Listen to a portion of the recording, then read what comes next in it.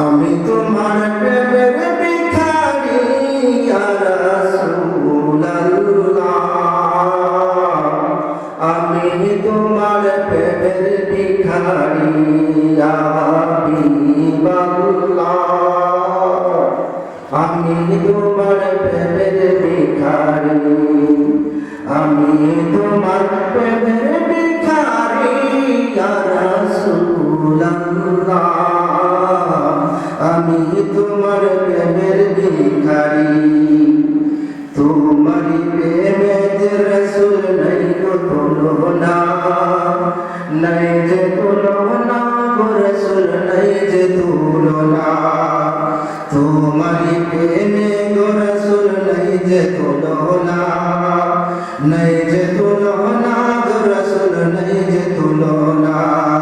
তোমার প্রেমে জিন্দা হলো মুস্তানে হান্নানা ইয়া রাসূলুল্লাহ, আমি তোমার প্রেমের ভিখারি, আমি তোমার প্রেমের ভিখারি ইয়া রাসূলুল্লাহ, আমি তোমার প্রেমের ভিখারি। তোমারি প্রেমেতে আমার কলিজা আঙ্গার, কলিজা আঙ্গার রাসূল কলিজা আঙ্গার।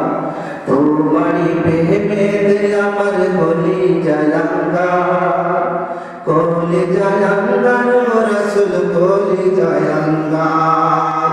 দেখা দিয়ে শান্তি করো সাকিয়ে কাউসার ইয়া রাসূলুল্লাহ, আমি তোমার প্রেমের ভিখারি, আমি তোমার প্রেমের ভিখারি ইয়া রাসূলুল্লাহ, আমি তোমার প্রেমের ভিখারি।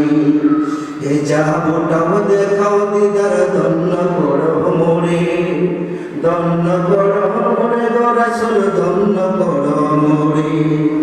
এই যাবোটাও দেখাও দিদার ধন্য করো মোরে, ধন্য করো মোরে গো রাসূল, ধন্য করো মোরে।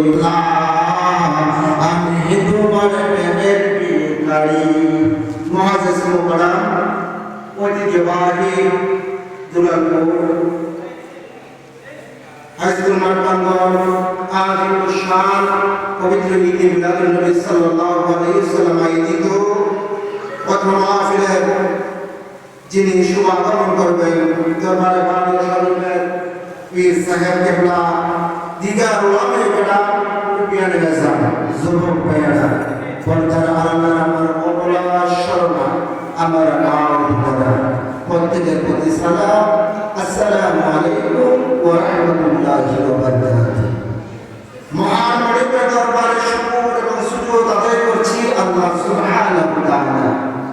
শত ব্যস্ততা থাকা সত্ত্বে আজকে বেহেশতের বাগানে আশার বসা, কয়েক মর্তবা মালিকের তারই প্রশংসা, নবীজির দুরূদ পড়ার তৌফিক দিয়েছেন মহান মালিকের দরবারে।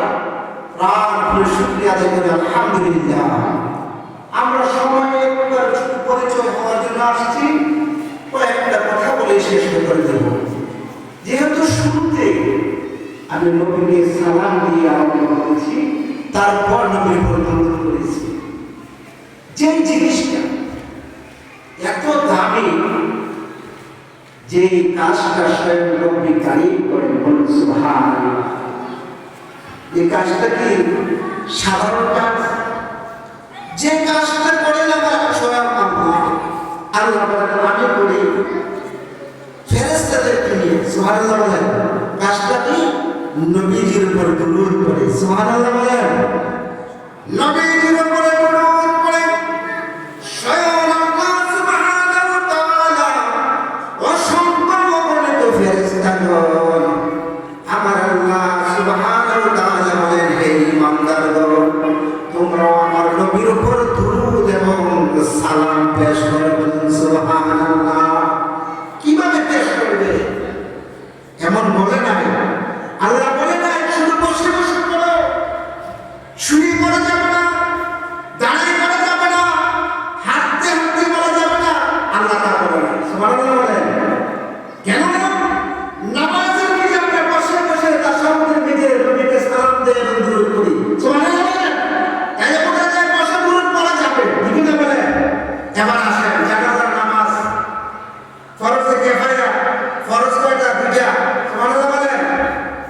নম্বরে দাঁড়াবো, 2 নম্বরে তাকবীর তাশরিফ। তাই বোঝা যাচ্ছে দাঁড়াই আমরা জানাজা নামাজ পড়লাম, দুরূদ কি সঙ্গে জানাজার মধ্যে বৈশা পড়লাম না দাঁড়িয়ে পড়লাম? বৈশা পড়া যাবে? জানাজার মাঠের নিচে যে বৈশা দুরূদ পড়া যাবে? জানাজার নামাজের নিচে দাঁড়িয়ে পড়তে হবে। সুবহানাল্লাহ। এই জন্য দুরূদ সালাম নবীর উপর যখন পড়বেন যথা মর্যাদা দিয়ে আদব সহকারে নবীর উপর দুরূদ পড়তে হবে। ঠিক কি বলেন? তাই আমরা বেশি বেশি করে নবীর উপর দুরূদ পড়ব। কেননা দুরূদ পড়লে যে ব্যক্তি দুরূদ শরীফ পেশ করবে তার উপর রহমতের 10টি রহমত বর্ষিত হবে, 10টি গুনাহ মাফ হয়ে যাবে, 10টি রহমত তাকে মর্যাদা বৃদ্ধি করবে। সুবহানাল্লাহ বলেন। আর যে ব্যক্তি বেশি বেশি নবীর উপর দুরূদ পড়বে হাসরের ময়দানে সেই ব্যক্তি নবীর অতি নিকটে থাকবে। সুবহানাল্লাহ বলেন। তাই আমরা নবীর মহব্বত করব, কারণ কি? যে দুরূদ স্বয়ং আল্লাহ বলেছেন, এতে কোনো এটার ভিতরে কোনো সন্দেহ নাই। এটা বেশি বেশি পড়লে